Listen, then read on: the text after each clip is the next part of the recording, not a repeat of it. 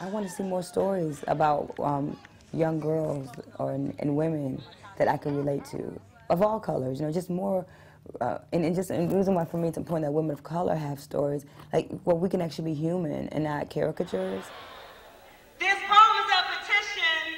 Please sign and move along. Columbus got one and Macy's has a white sale. Washington and all the U.S. presidents, but not his African mistress, not his black daughters. There's that one day to give thanks for the genocide of Native Americans in East Turkey. Even Jesus can't have his own day. He has to share with some imaginary fat man in a red suit who only visits the rich annually.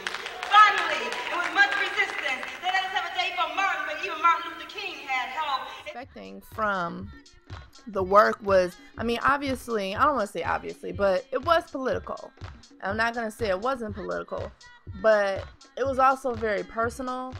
And, you know, when somebody says, you know, God is not American, I'm looking for, like, a whole bunch of stuff. But she really wove, like, you know, identifying with Islam herself and, you know, being in Detroit and, you know, the communities that she dealt with and her friends. When I met Mike Vick, we were both checking into a Delta flight in Atlanta. It was about 7 o'clock in the morning. I was in a rush. He was on crutches and had people bringing his boxes of shoes out of the car.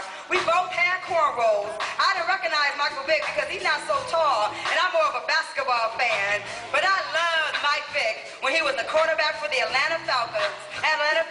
He reminded me of the way Barry Sanders used to run with the Detroit Lions. Stuff in the performance that she did, which I personally found very refreshing. It was just three-dimensional, the audio as well as the visual with she spliced in video and photography, and behind her she had the live band, in addition to herself. She's a pro at what she does, and she understands audiences and how to get the audience involved in her process. I've never been down with those crumble bags of paper tests of blackness, the red blood and high cheeks of my people. Don't subscribe to this psychodrama, Jim Crow, South Africa, Mississippi, dividing. Conquer the red clay, boom bap, jazz, deconstruct the hip hop, nigga. You heard me, destroy the slave whip before the slave ship. Yoga, your way out of this chaos across oceans, this ugly that connects us. High yellow girl in South Africa. My daddy is from Alabama, 1920s cotton. In Harlem, we are all just Puerto Ricans. It don't matter, say hola, goddammit. You know me, little girl.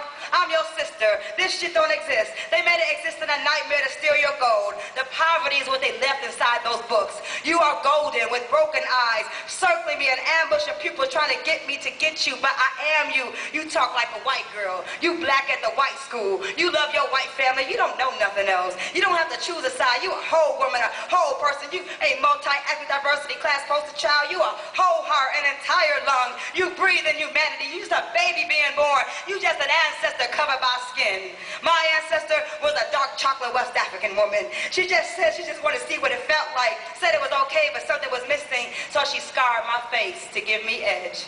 I see your scars too, child holding your father's hands. I'm sorry, I'm not the mirror you asked for. I am also my father's child. I am who I say I am. Obama is a black man. He is who he says he is. This is not privilege. This is political choice. Even the light-skinned girls are sick of the light-skinned girls.